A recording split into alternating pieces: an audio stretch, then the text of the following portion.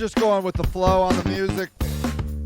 This wasn't actually the vibe I was feeling, but this was the vibe my computer gave me.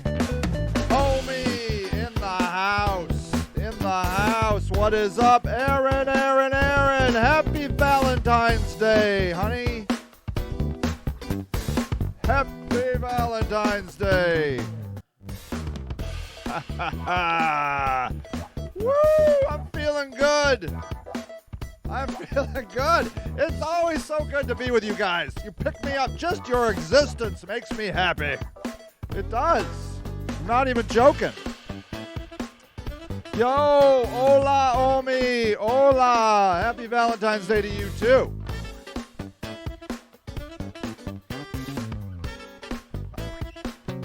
It has been a while, Omi. How are you doing? Are you good? I'm glad you're here. I'm so glad you're here. The sun is out in my neighborhood. Is the sun out in your neighborhood? It's always a true gift, you know? At least in Northeast Ohio. Exhausted. Oh, I feel your pain. I feel your pain. Today's show is brought to you by Vitamin B12. Robin Everly!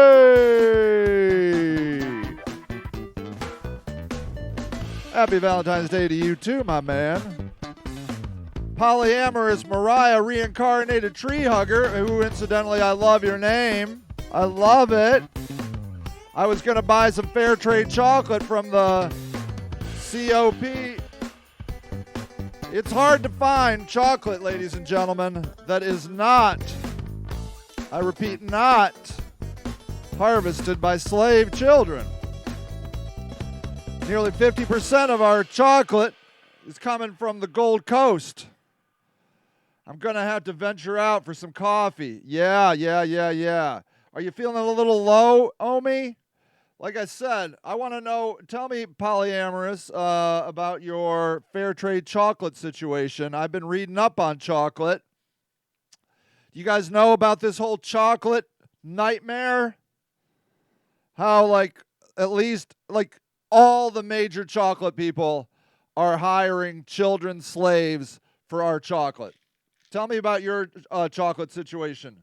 Speaking of co-op, I was in Michigan last weekend. Let's see here. Hold on.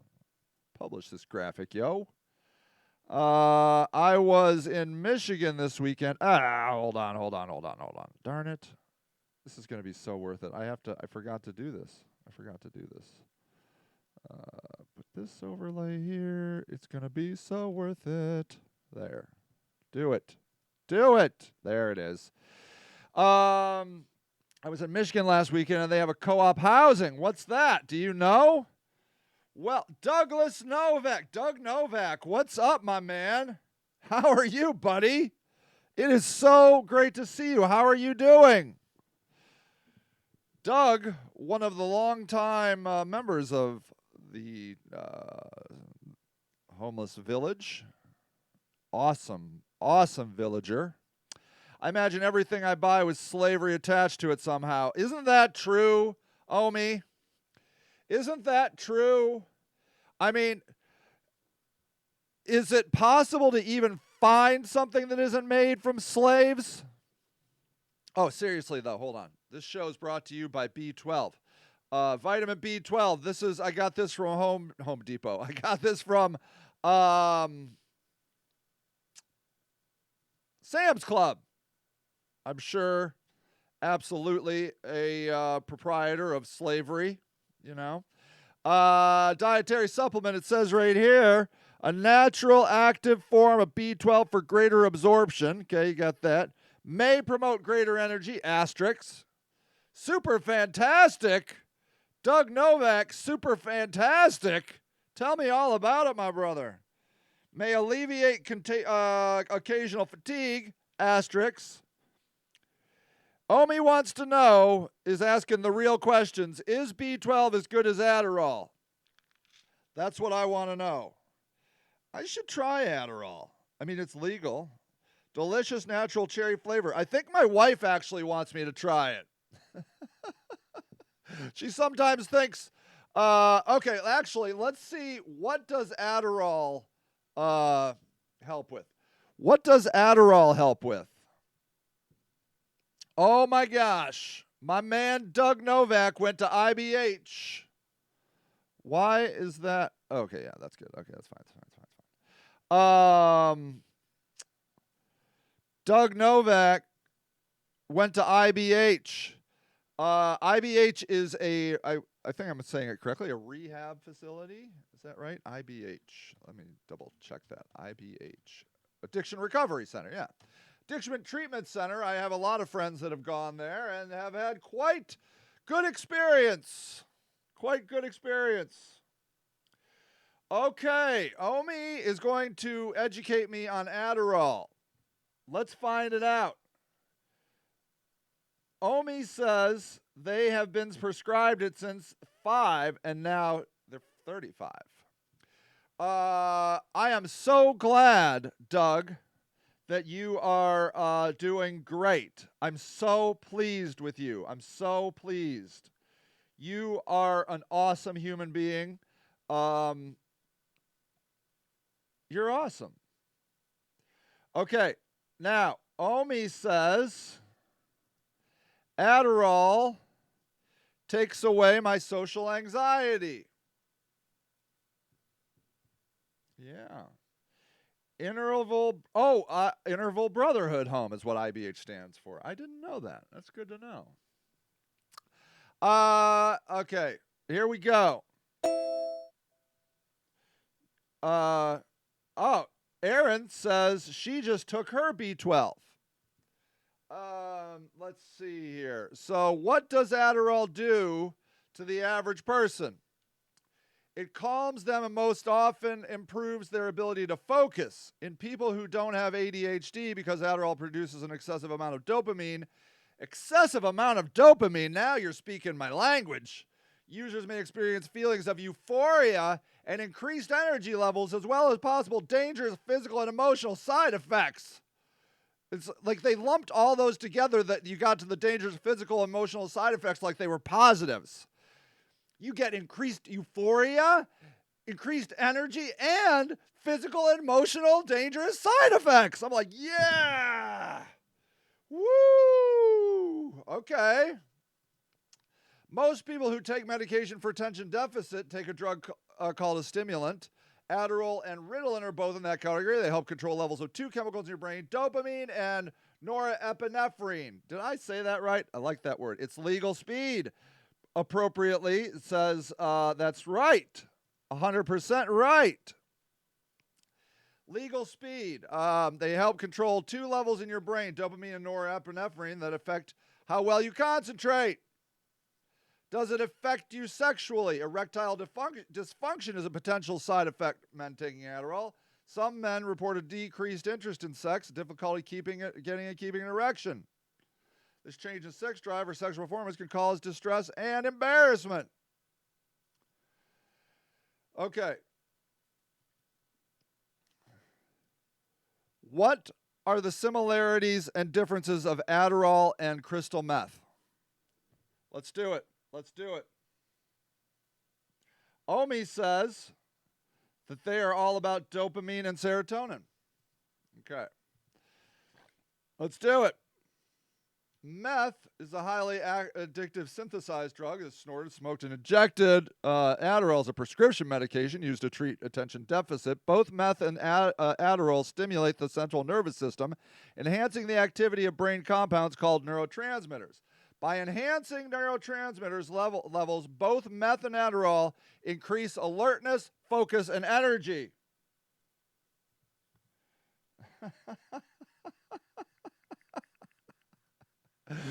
He's like, well, I don't take Adderall with ingredients from under my sink for starters.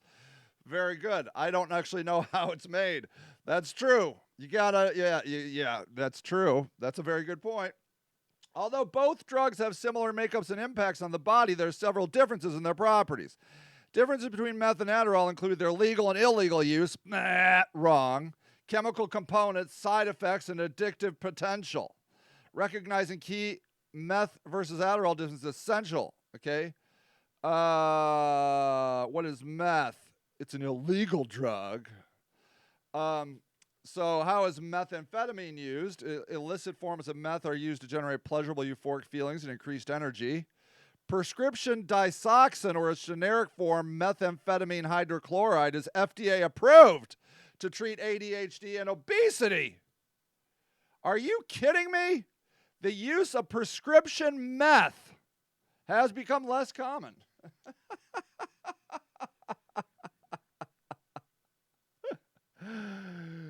Omies goes on to say, I can also sleep and eat when I take my Adderall.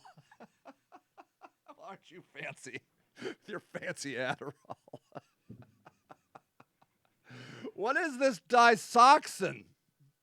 What the hell is this?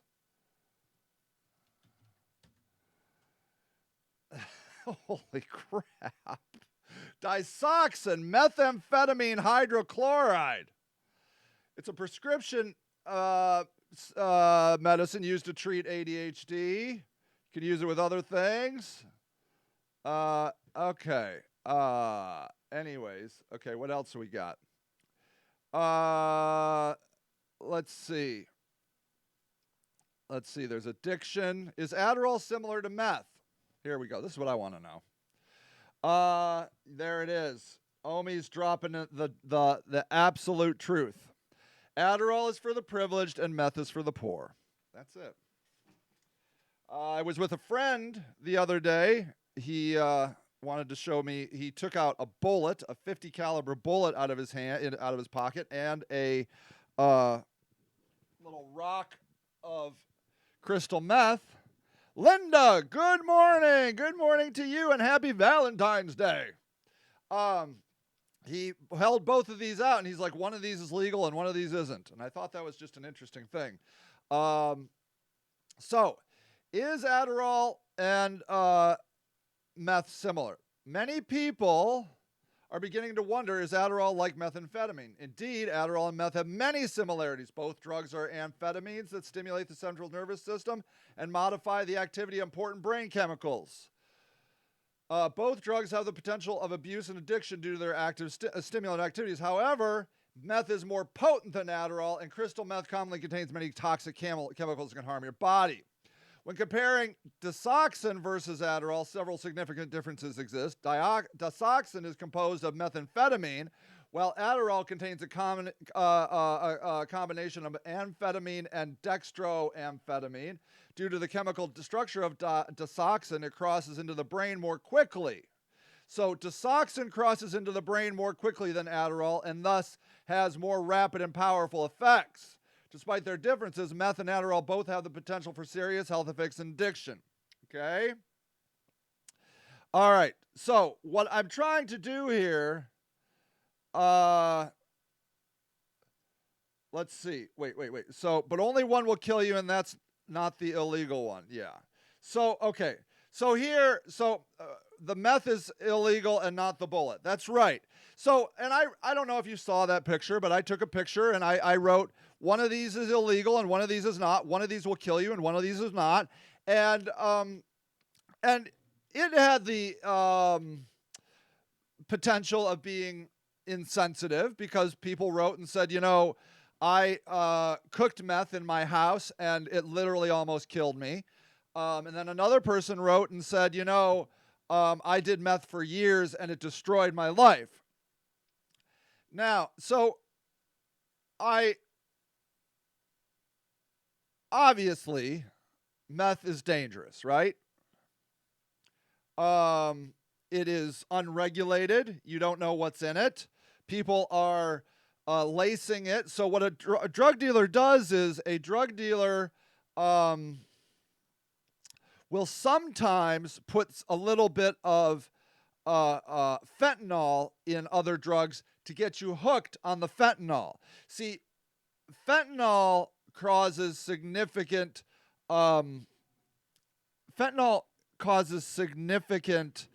withdrawal symptoms, and so the idea is that if you can get if you go, you become dope sick, so you like get a little bit of fentanyl in your meth, then you might get dope sick, and you might go to your pharmacist, who is your local drug dealer, who does house calls a lot of times, and they'll be like, "Man, doc, I don't feel very good." And he's like, "You know what you could use? You could use a little bit of this pain reliever I got here." And like, "What is it?" It's like, "Well, it's fentanyl." And they're like, "Dude, I don't do fentanyl, man. That shit's dangerous." And you're like, "Dude, look, man, a little bit isn't gonna hurt you. Just try a little."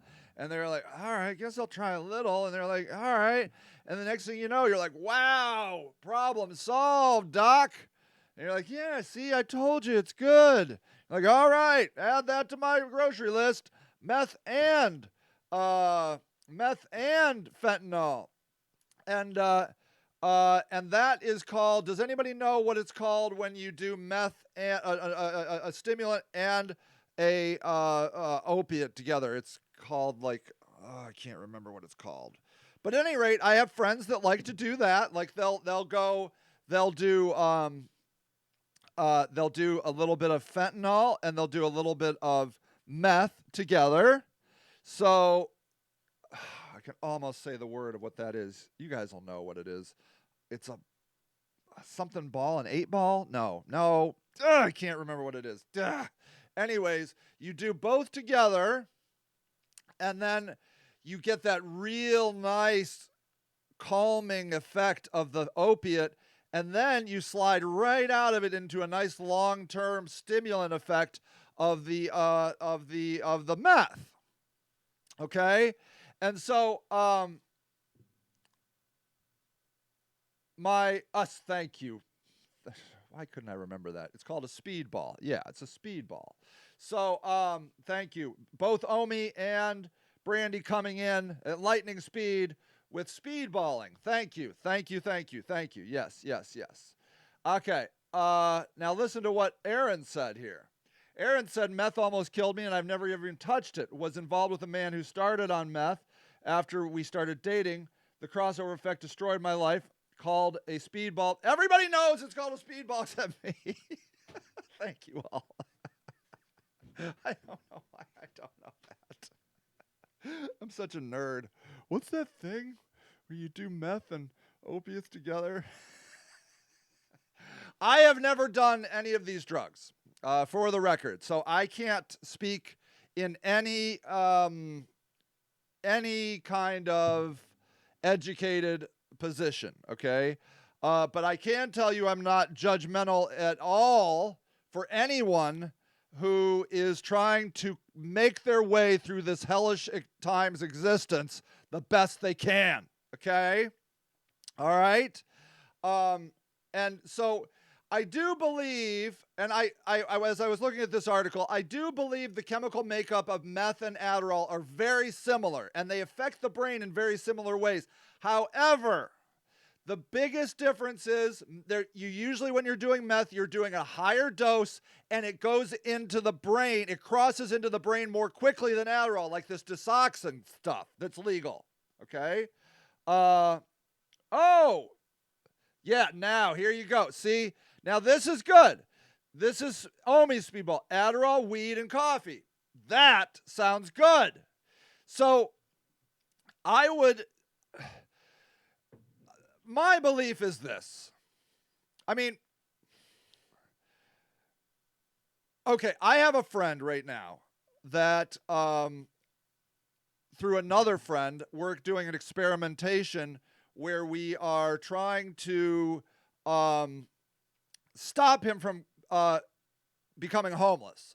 We're like one of my beliefs is the best way to not to solve homelessness is to never become homeless. Okay, and so right now, a friend and I have a guy living in an undisclosed closet, and he's happy there. He has access to showers and water and cooking and all that stuff. But he was going down this pretty intense slope of opiates. And this is a middle-class guy, by the way, okay? This is a guy, if you saw him on the street, you would just see him as some sort of regular hipster, okay? All right? This is not like that stereotype, like, homeless guy. This is a guy who's an artist, a musician, and he's just going down the path, right? So I got word that he is now weaning himself off of opiates and now trying some Valium. Okay, now. All right, so now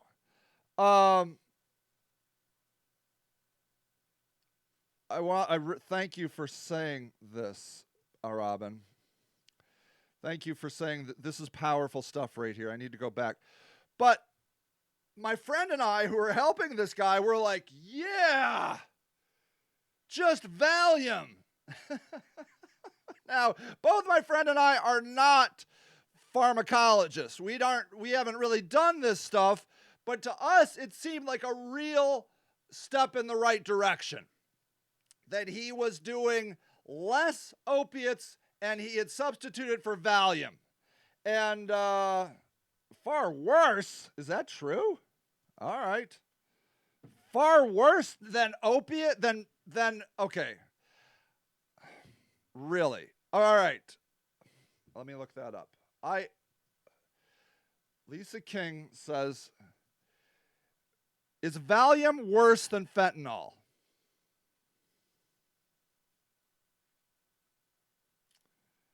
Are those benzos? Is that what that is? Valium? Okay. All right.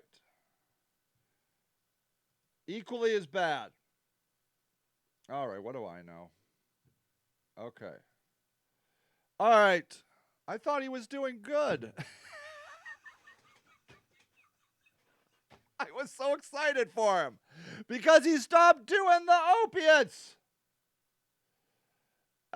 Okay. I guess I better tell my friend.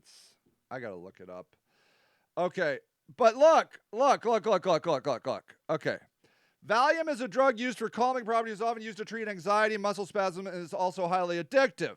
Okay. Valium, but see, look. It comes in a packet. Look, I'm not saying I know anything about anything. Okay? But if I had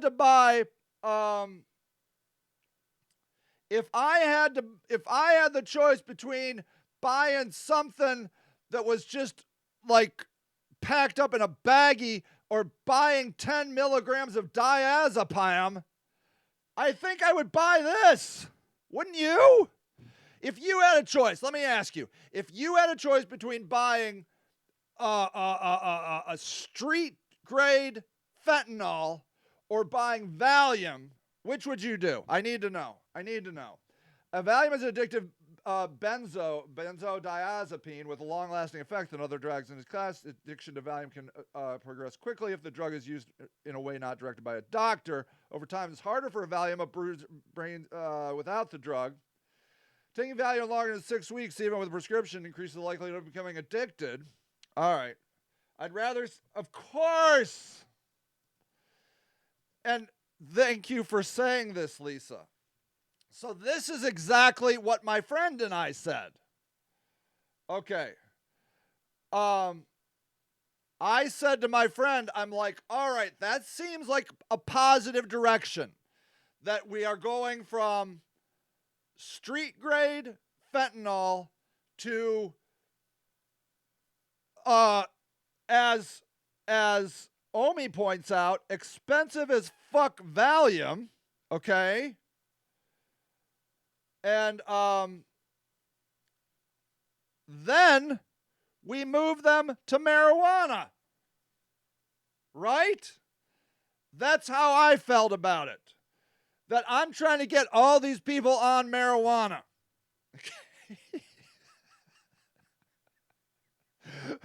That's my ultimate goal, is to get people off of all these drugs. And in fact, I've had several friends tell me that if they could do pot instead of meth, they would do, and those are completely different drugs, by the way, They would do pot all day, every day. They just can't afford it. Okay. Aaron says, was on Valium for 2 years, never addicted. Okay. Okay. I would like to thank you guys for having this kind of conversation about drug use. We don't typically have this kind of conversation about drug use in America. It's just illegal and bad. But now you see, this is how we need to go. This is it. Okay, wait. I did hear, Lisa, that the withdrawal on benzos is highly dangerous. In fact, isn't it like benzos, alcohol, and I don't even think fentanyl. Wait. What are the most dangerous withdrawal drugs? Let's see. Google will know what I'm talking about. Okay. Can heroin, benzo, and alcohol withdrawal cause death?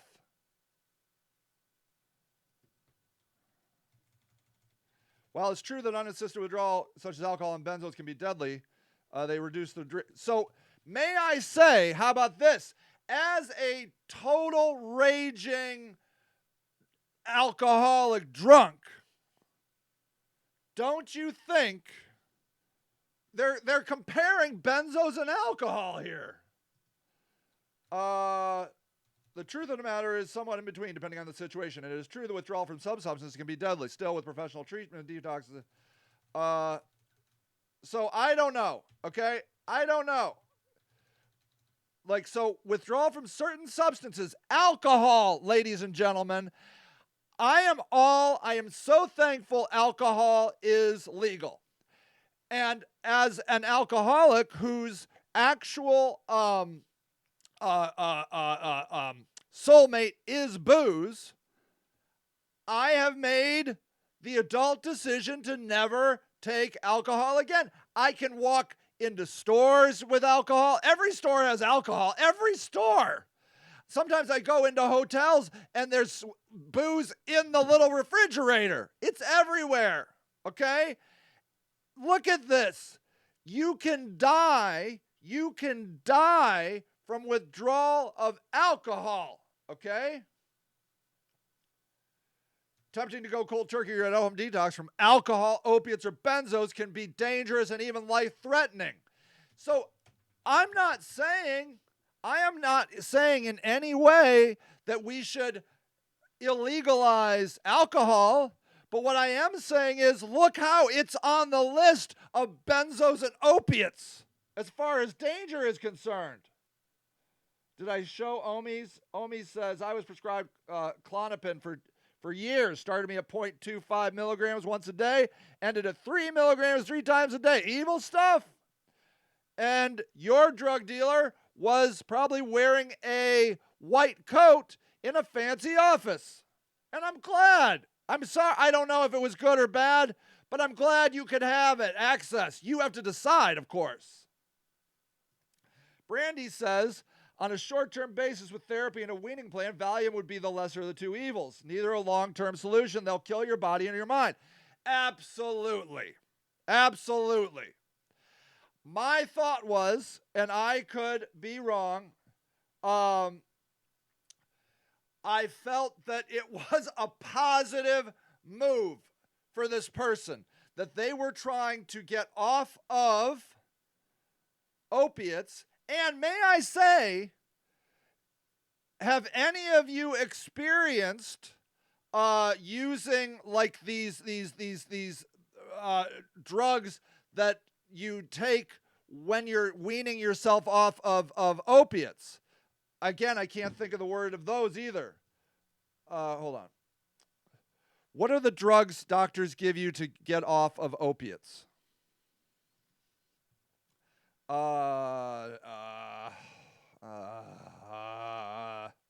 Everybody knows what these are.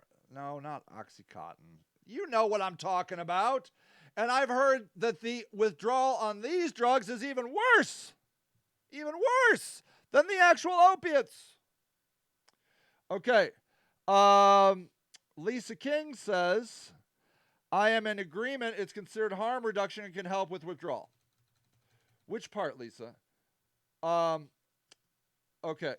Omi says, yeah, I don't buy weed on the street. I'm scared of cross contamination. I go to Michigan to the fucking store for it and it's cheaper. Yes. And can you believe yet again, Ohio is throwing money out the door because people go to Michigan to buy it.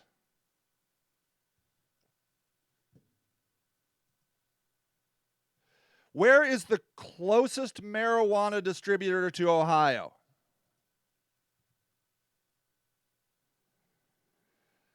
Let's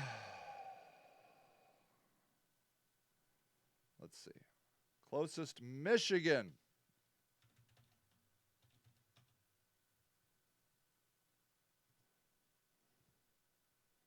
I can't figure it out. Anyways, yeah, so yet again, Ohio's losing. A lot of times I'm like, Ohio, you might just do well to suffer for the next 100 years because you are so slow to adapt. Ugh. Okay. Omi says, I believed that weed would kill my brain cells. So once I found out it wasn't true, I didn't believe the stuff about the other. Thank you for saying this, Omi. See, this is the truth. When you lump false laws or rules or ideology with potential real rules, you don't know which is true and which is false. So here it is. Remember Nancy Reagan telling us how, I'm killing brain cells with weed, and then we found out that actually there is no conclusive proof of that whatsoever. And so then you're like, well, what else is not conclusively proved? And the fact of it is all of it's inconclusively proved because we can't study this stuff. We don't know. We're just prudish about it. We're just like bad. What the poor people do is bad. When you look at a poor person and they're doing things, it's bad. When you look at a black person and they're doing things, it's bad. Which is what we did with crack cocaine. What our president did to people with crack cocaine. That you got significantly more time in prison for using crack than you did for using coke. Black people use crack, white people use coke. Joe Biden. Lisa King points out, alcohol and benzos are deadly. But, may I say, as I said before, very happy alcohol is legal. Very happy. Because there are many people who can do alcohol casually. Many people. Not me. I would gladly give up my entire life, family, job, and meaning on the planet Earth to just swim in a bottle of anything alcoholic. I don't even give a shit. I don't care. I mean, see, do you understand what that is? That's what addiction is. That I'm willing to give up everything and just die to be drunk. If you can't understand what I'm saying, you can't understand what being an addict is, okay? I haven't had a sip of alcohol in 17 years, okay? I still dream about it both at night when I'm asleep and just awake. My wife has some Baileys in the refrigerator. She's had it since Christmas. I look at that every day, just drooling, just like, oh, I could pound the shit out of that Baileys right now, especially when things are hard. But you know what? I don't, because I have built a system in my life where I have learned that I cannot have a drink. I know it. I know that I would go back to binge drinking like I never stopped.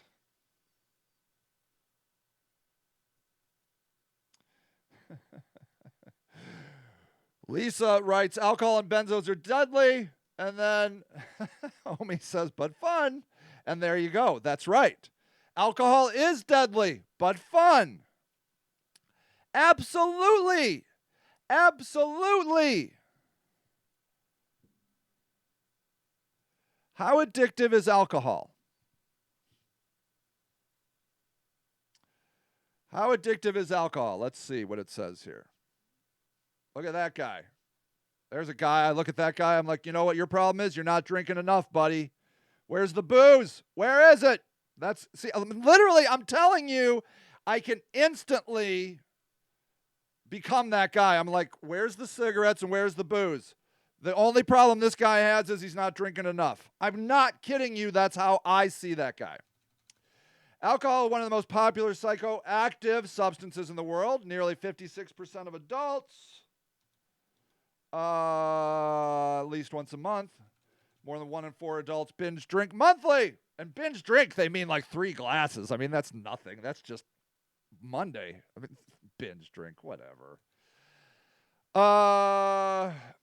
Let's see. How addictive is it?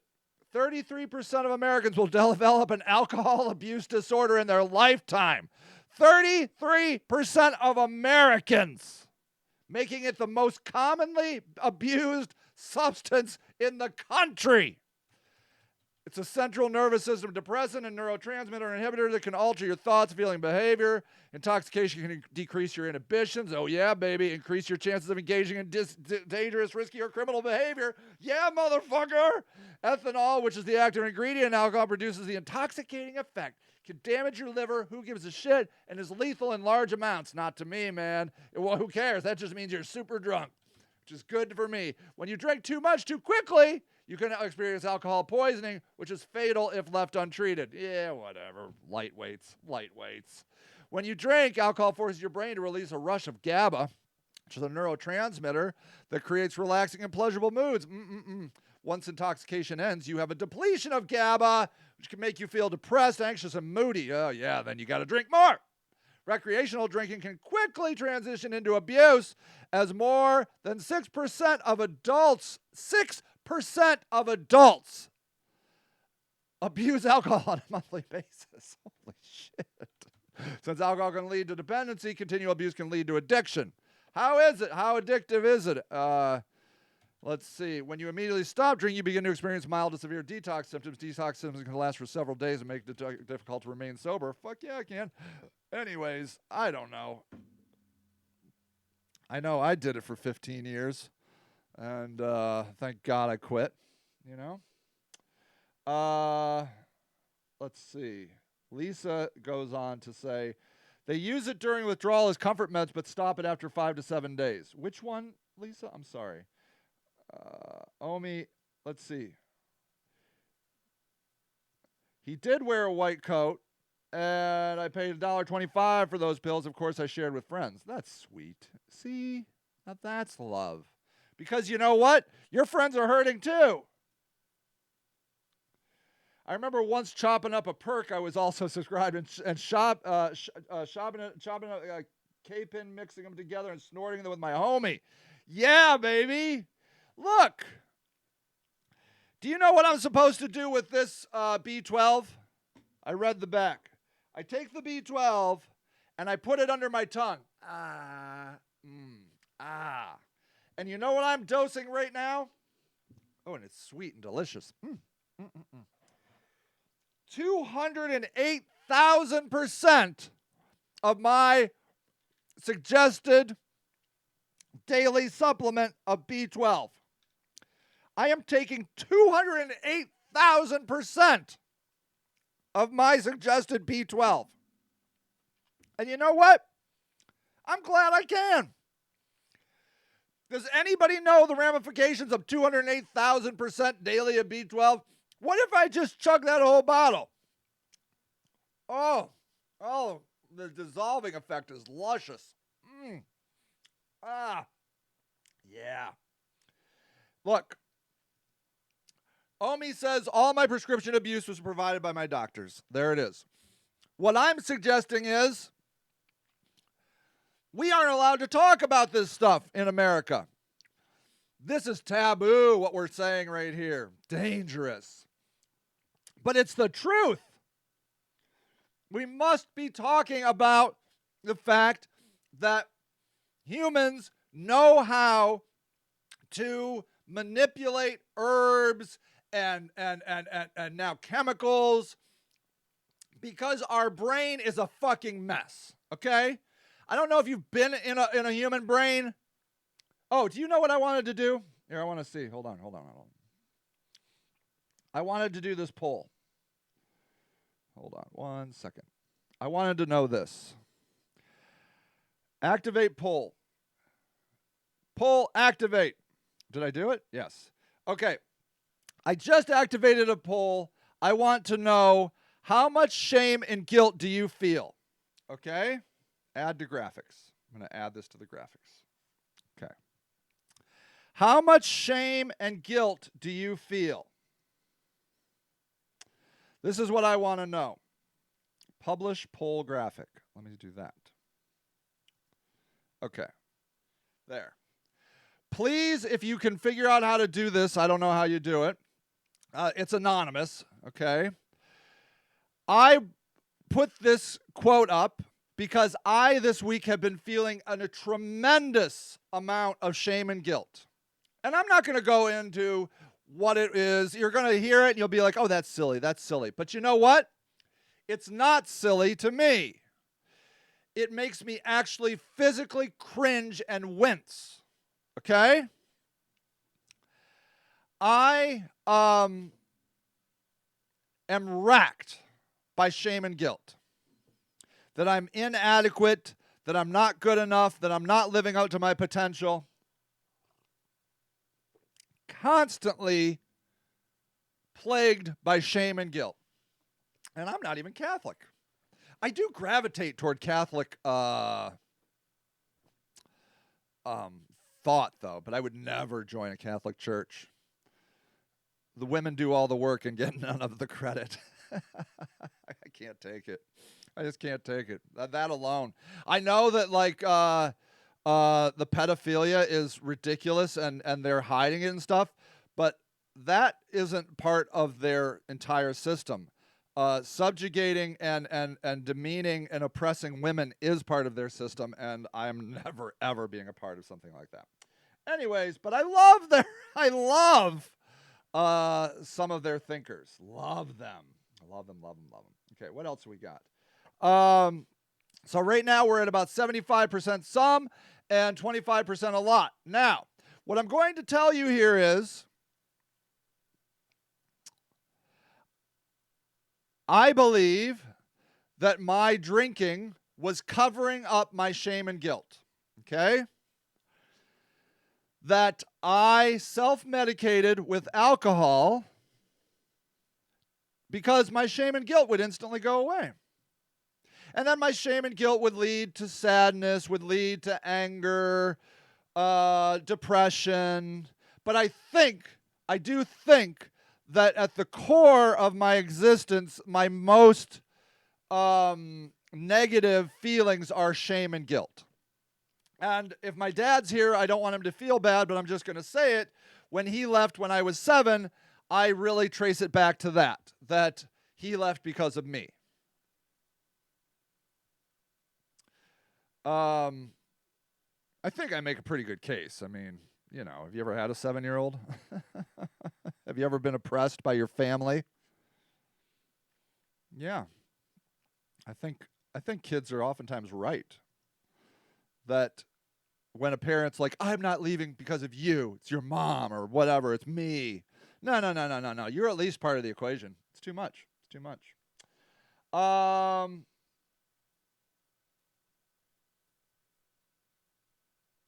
Okay, Thomas coming in with some appreciated. Hold on, let me get rid of this graphic. I'll come back to it. 1 second. I want to publish this graphic. Show. How do I do it? Graphics. Hold on. I want to go back. I want to show some of your other guys. Poll. Okay, how much shame? Okay, show, publish poll. All right, here. I'm just going to show you the results. 3 people said some shame. 1 said a lot. I didn't vote because I don't know how to vote on this system, but I'm going to close the results. Okay, show results in video, close the results. And now, get me back to Thomas's thing. There. For Pete's sake. Is that working? Ah! I can't undo this doggone blah blah blah blah blah. Hold on. Unpublished. Publish.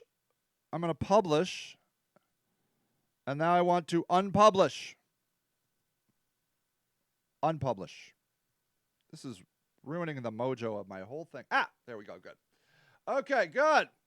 Now, Thomas says, and thank you for saying this, I'm currently on opiates for back problems, not looking forward to having the detox from them. See, now, here you go. Back pain. I have a family member who deals with back pain, and he does not do opiates, but I can imagine as it progressively gets worse, you're going to look for it. We need to be able to talk about this. Addiction is not a weakness, okay? Addiction is not a weakness.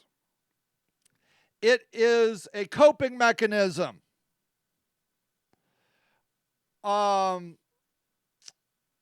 And oftentimes, street drugs, what your local neighborhood drug dealer brings to you, is much more effective and easier to access and cheaper than what your doctor can get you. Okay? I'm sorry. But we need to look at that. That if your local neighborhood drug dealer is out competing the pharmaceutical industry, we got real problems. Real problems.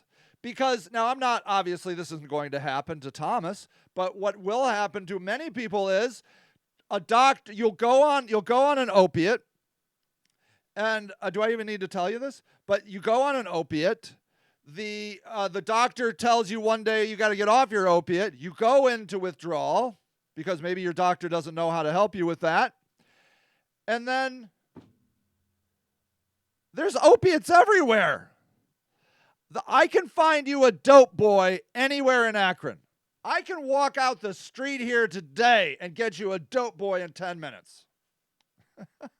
They're everywhere. They're everywhere.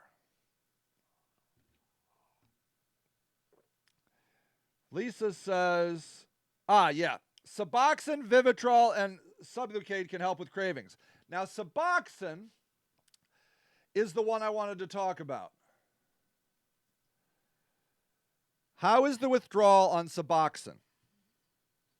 So, I have heard that Suboxone is brutal.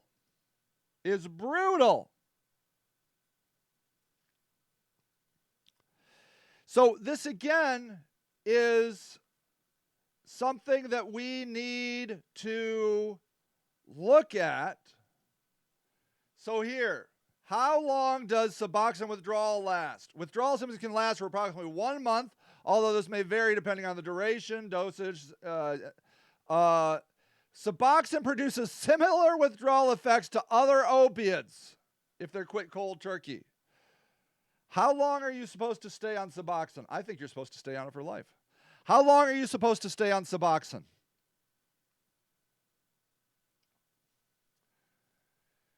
Okay.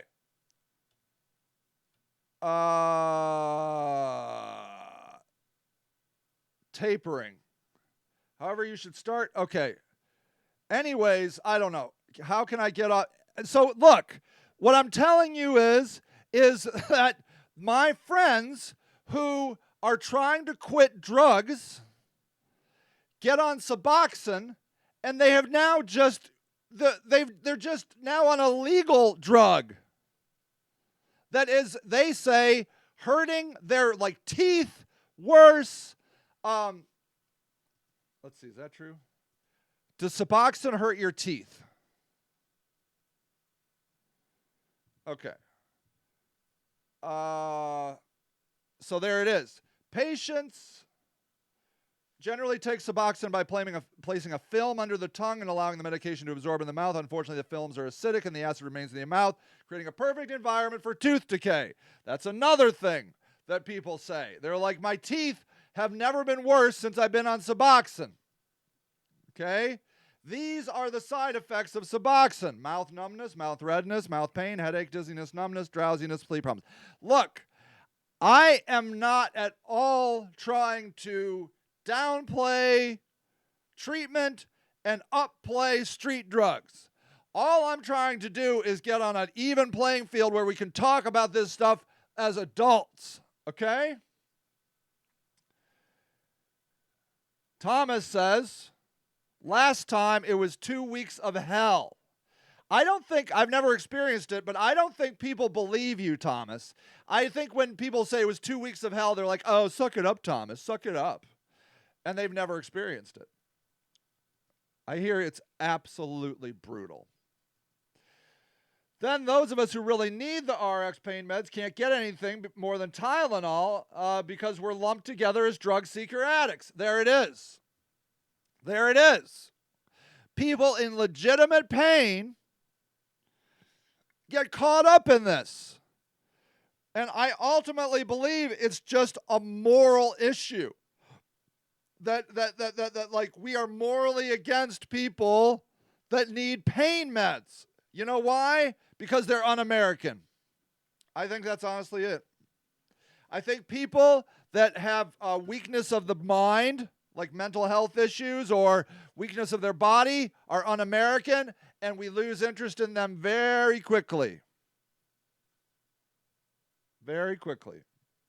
Lisa King says, I relate, brother. That's sweet. Okay.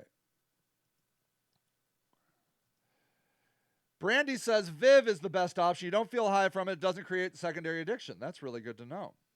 Wow. Wow.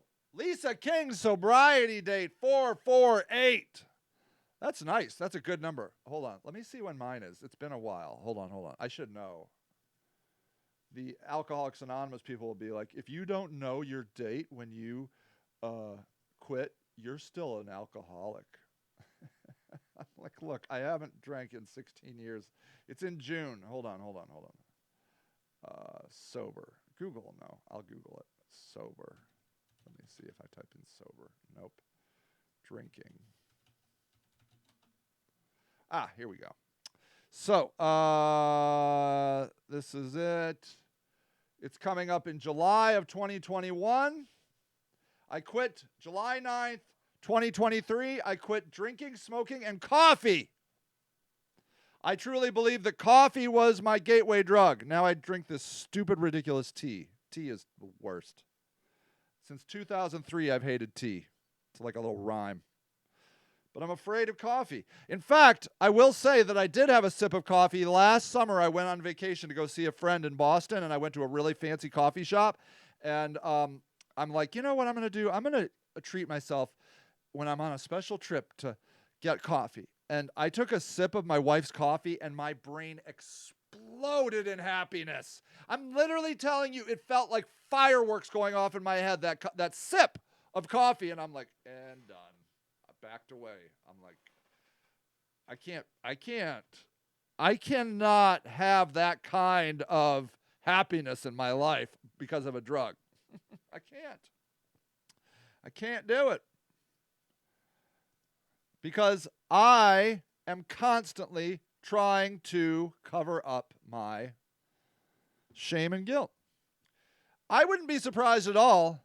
Okay, I'm going to say this. I thought of this morning. I believe my half brother, not from my mother, but another mother, but my dad, is an incredible helper too. He works in the helping industry. But at any rate, I believe wholeheartedly that my father showed me how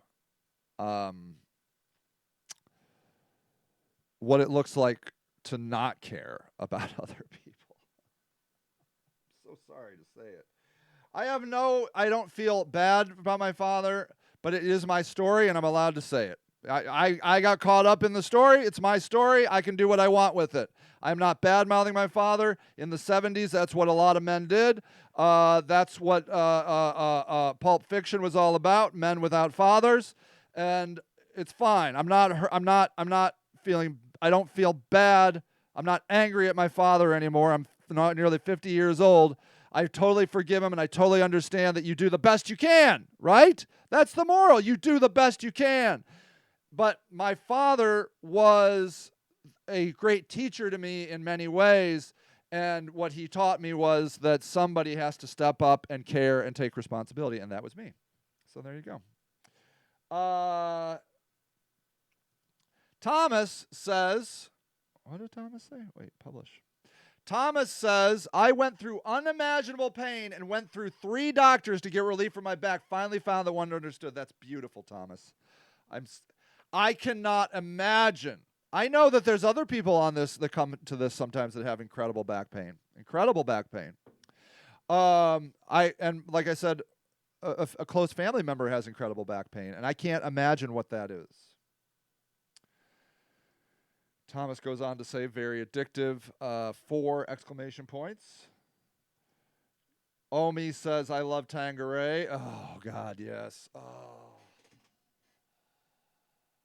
Tanqueray and tonic, baby. The lime. Woo! Yes.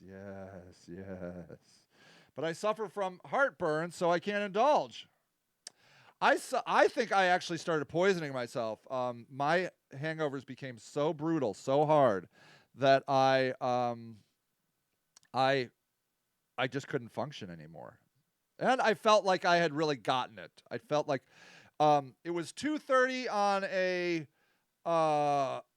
Wednesday morning, maybe Thursday morning. I can't remember now. I think I was out on a Wednesday night and I was closing down a bar, so I'm thinking that's technically a Thursday morning. And I said to myself what Henry David Thoreau said on Walden Pond: I left the woods for as good a reason as I came. And I likened that to the fact that the alcohol was the woods for me. And I learned a lot in the woods. But I had learned it all. I just woke that I was just at that morning, at that time, I'm like, this night is not going to produce anything different than all the other nights I drink. There's nothing to learn more here now. Now, I'm not saying it wasn't difficult. It was very difficult, incredibly difficult, because I'm an addicted person. But I did it. And I'm not going to say you can do it too, because I'm not you. I don't know if you can do it. Pot, Thomas says, is the lesser of 2 evils. I believe that we need the ability to grow pot in our home. We need so much pot in Akron, Ohio, that you can smell it when you walk outside. We need to chill this town out. I believe that we need a chill meter that you can see on the internet all times, where we are all once a day allowed to record our chillness, and it's a scale of 1 to 10, 1 being absolute chill. 10 being absolute chill, 1 being no chill at all. As soon as we dip below 7 on the chill scale, we go into emergency panic mode. We start offering yoga, meditation. We start putting up signs of like, go see your doctor. We want Akron should be the most chill town in America, if not the world. Dreadlocks should be the city hairstyle of choice. Patchouli should be the fragrance of choice. I don't even like patchouli, but we must do it for the good of the chill factor of Akron. Marijuana everywhere. Marijuana is so cheap, so plentiful, that like you fall over it. Lisa comes back, harm reducing. This is the word. If you're in Akron area, please let me know Who you saw that understood. I suffer with RSD. Yes. Most docs even know. Yeah.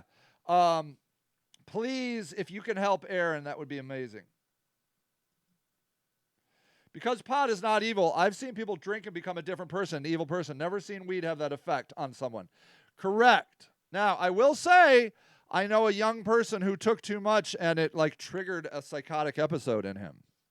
I think it was that's what he said he was on. I don't know. Aaron points out that gabapentin sucks. It's a good tip. Holy crap. There's too many. Ah! Golly darn it. Everything's freaking out over here. Okay.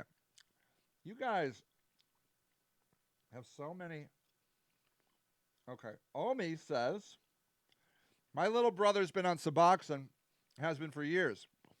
I'm now doing a little bit of zinc and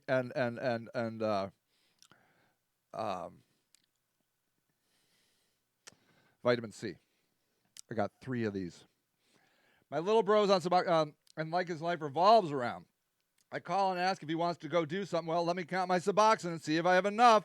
I might have to trade some to get some Xannies for it. I don't know, man. She's not home, so I can't. Next time, dude, next time, I'm taking him to Florida next month on vacation. We'll have to see how that goes. See, how can that be? How can this guy be? And I will say that I know different people they get doled out certain amounts. Sometimes you only get your daily amount. If you're a good little boy or girl, they give you like a week amount. But look how beholden Omi's brother is to the Suboxone clinic. Cannot leave the Suboxone clinic. At least if her little brother was on like fentanyl, you could go to Florida and be like, all right, man, go find some fentanyl. I'll be over here. But don't do it until you get back to the hotel so I can make sure you don't overdose because we don't know what the shit is. You can't do that on Suboxone. Can't do it on Suboxone. Vivitrol. Ooh, good. Lisa points out that Vivitrol is a shot that lasts 30 days with no withdrawal. Vivitrol, no withdrawal. It's a nice one. Yeah. Omi says, I haven't been sober since 2008. I mean, if you count weed and Adderall. We must count all these drugs. Caffeine is a drug. We have been told. I was at an event where I was bartending, and I was drinking a Diet Coke.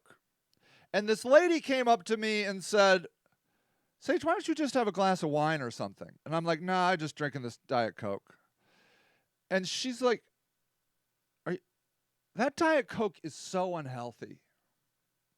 I'm like, I know. It's what I like. I'm not going to drink too many. I might have 1 or 2 tonight.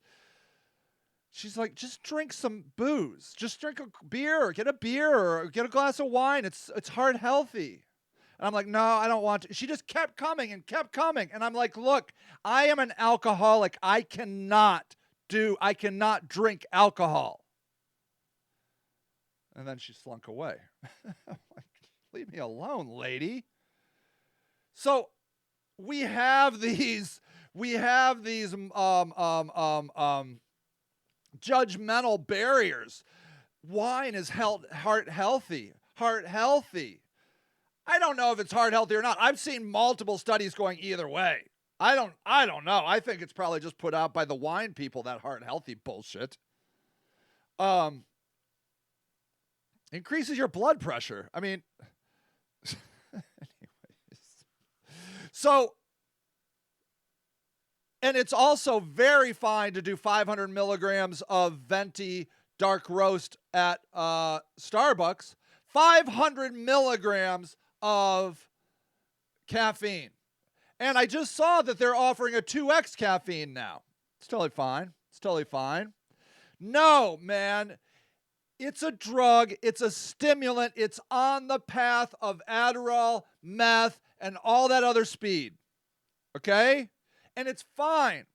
It's fine you're doing speed. I'm glad you are. because we're all doing the best we can.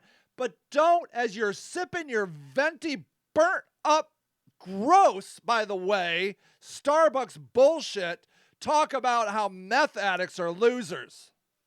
So I'm looking at you. You don't even know what good coffee tastes like. Ugh. It's disgusting. That Starbucks is the biggest line of bullshit in America. That shit sucks. They just burn their beans and have trained you to think that's good coffee. It's not good coffee. You don't know what good coffee is if you think Starbucks is good coffee. And I'm sorry my wife drinks Starbucks, but I'm telling you, I had a friend who would get single line beans and roast them himself from Hawaii, from Peru, all these places. That shit fucking rocked. Okay. So yeah. None of us are sober, Omi. None of us are sober. We can't get through this life without being high, okay? And we started this whole conversation on how slavery, how we're buying chocolate from slave children. What companies hire slave children for chocolate? Here it is. Here it is. Hershey's, Nestle, and Mars. They're all hiring slave children in West Africa. What chocolate companies? Here, you want to buy some? You want to buy some slave-free chocolate? Find this shit, I dare you. Where are you going to find that? You ever even heard of that? This is the only that we know of companies that are producing slave-free chocolate. Chocolate is a drug, okay? And not only is it a drug, I don't think meth is being produced by slave children. Now, I don't know. I haven't investigated, but wouldn't we all surprised if people are making a living, making meth and opiates and all that other stuff. But we sure as hell are buying, we're buying chocolate from slave children. If you buy anything from Hershey, Nestle, and Mars. Snowing in Texas. Wow. Hey, Jane. Jane says it's snowing. 16 degrees in Texas. No, that's not. That's really good. Yeah, Aaron says try my RSD. I looked into this. This thing sounds terrible.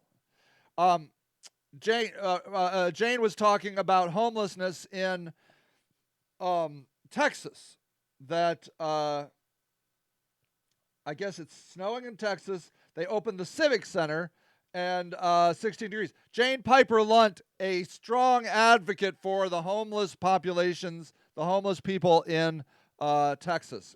Always incredibly thankful for Jane's work and activism. Yeah, the chill meter. We definitely need a chill meter. Brandy, I got to wrap up here, kids. I love you so much, and this has been a really interesting conversation. I've been on disability congenital spinal defects since 31. I'm about 42. It's rough to go downhill so quickly. Wow. Especially with all the stigma these days. I try to keep myself off of meds, took a 4-year vacation for anything for my organ benefit, but it helped me to realize that I can't do this alone anymore at this stage. I'm so sorry, Brandy. I'm so sorry this has been your burden. But this is like, you got to find a path, right? And any way you can do it, you got to look for it. And you know, I think we're in a very challenging stage of society in America right now, where people with severe pain are probably finding it hard to get opiates. I would imagine. So we need a real conversation about drugs in America and how they're fine. Nothing is innately bad. No drug is innately bad. Now, a dirty drug is innately bad, but that's street drugs, and the only reason we have street drugs is because we've illegalized drugs. You know, it's nobody should have to worry about doing Molly at the dance club and having it laced with fentanyl. Nobody. You should be able to dose a little bit of Molly and have some peace, love, and happiness at the club without worrying about that shit. Recovery, I came in late and mentioned cold here. Yeah, it was off topic. Oh, that's fine, Jane. Don't worry about it one bit. Don't worry about it one bit. You are awesome. Homelessness is never off topic in my mind.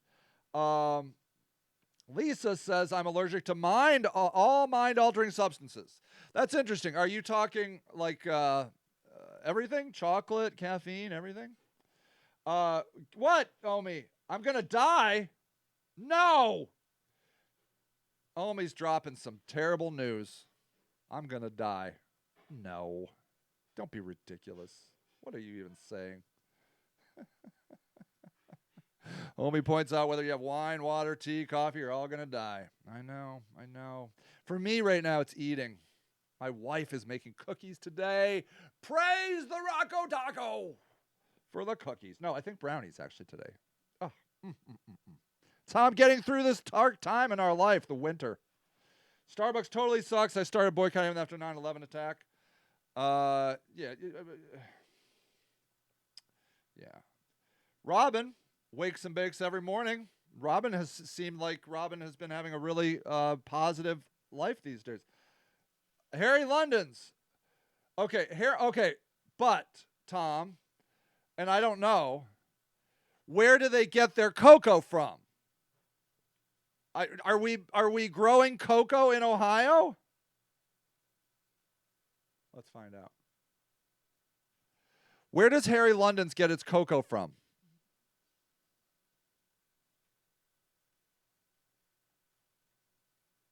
It's Fannie Mae. I don't know. I don't know. But I'm pretty sure Ovaltine rules? Really? My grandfather used to drink Ovaltine. Maybe I'll look into Ovaltine. What is Ovaltine? Never even mind. I'm going to go find out. Nesquik. Aaron says it's awesome. Old-timey Nesquik. Okay. All right. I'm down with that. Robin has cancer, and so he uses marijuana for that. Omi's been smoking orange daiquiri all morning. This whole video. That sounds lovely. Sounds nice. A nice 21% THC before I go get your coffee. I love it. Look, everybody, there is nothing wrong with any of these drugs until they negatively impact your life. Okay? Nothing. There's nothing wrong with any of these drugs. We have to come to terms with that. If you can do meth in a way that you feel is not hurting your life, and trust me, so many alcoholics, I don't like the word alcoholic. I think just drinkers. I go with drinkers. So many drinkers I know and have known for years were convinced that their life was fine. Okay? Convinced that their life was fine. And meanwhile, they're beating their wife and kids. They lost their job. They're calling in sick. They spend hours and hours. They spend all their money at the bar. I mean, but they're convinced it's a positive in their life. So you can't look at a meth user and be like, oh, loser. You can't see it's hurting your life. That's what happens to all addicts. Okay? Lisa says, great conversation. That's sweet. I had a great, I enjoyed it myself. And we do have to wrap it up a little bit. So Lisa says, I can't do anything in moderation, a true addict. And you see, that's fine too. It's not a weakness. In fact, I find that my addiction qualities can be very beneficial. When I want something, I get it. Like this whole homeless thing. I cannot let it go. I have now determined without any doubt in my mind that we are creating international humanitarian crimes against humanity here in America against our homeless people. Do you know that if you don't shelter your dog right, you don't have the proper shelter, there's a group that will come in And you can go to jail for that, okay? In America, we come and find homeless people in the middle of the night in the winter, and we take their shelter. We steal their tents. The government does camp sweeps. We care more about chickens in this country than we do homeless people, because we hate homeless people just like we hated Native Americans, just like we hated slaves. We still hate black people, just get over it. Just like how we hate poor people, how we hate meth addicts, how we hate opiate users, how half the world hates the Jewish population currently. But freaking humans are one of the greatest haters in the world. They can hold a grudge like nobody in the universe, probably. Just admit it. We hate homeless people. You wouldn't remove a tent from a chicken, but you'll do it for a homeless person. You'll remove all of their shelter. We are creating humanitarian crimes. We should go to The Hague and put all these government officials on trial for crimes against humanity. I'm telling you. Omi says Ohio's medical weed sucks. I believe it, because it's Ohio and they can't do shit right. Ovaltine rules, however. Though the whiplash of positive and negative around here is just amazing. All right, best on ice cream. I'm going to go look at that. Michigan recreational is better than Ohio medicinal. I 100% believe that. 100% believe that. Brandy says, my grandma always called it dope. She'd say, do you want some dope on your ice cream? You just have to find the line. That's all what Omi says. It's an important line to know, the line between recreational, medicinal, into too much. Yeah, this is it. Be an adult. Be aware of your surroundings. 100% I should have a place I could go to pick up some opium. I should be able to go to one of those really cool old-timey looking things that they used to have back in the West, where you had those cool Asian people that, I don't know if it'd be Asian anymore. Is this racist? I don't know. Do you ever see those opium dens? I want an opium den. Really high end. Really high end. You know? Would I go? Probably not. But I want one. I want other people to be able to go. I need ayahuasca journeys here in America. I need all kinds of mushroom journeys. I need peyote journeys. I need LSD journeys. I need the MDMA scientific trials to keep going to help for depression and fatigue. I need it all because I'm an American. The land of the free, the home of the brave, motherfucker.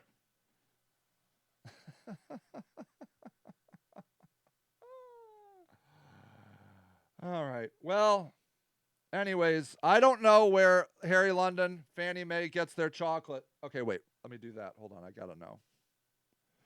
Where does Fannie Mae get their chocolate from?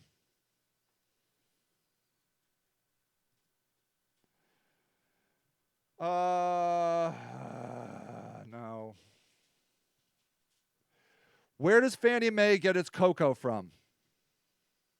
Here is some information for where did Fannie Mae candy originate? According to Chicago Tribune, founded in Chicago in 1920, Fannie Mae became a well-known manufacturer of premium chocolates with stores across the Midwest. For more than 80 years, Fannie Mae chocolate was made at a plant on West Jackson Boulevard. All the chocolate. This guy says that Harry London's isn't slave chocolate. I don't know. What do you think, Rocky?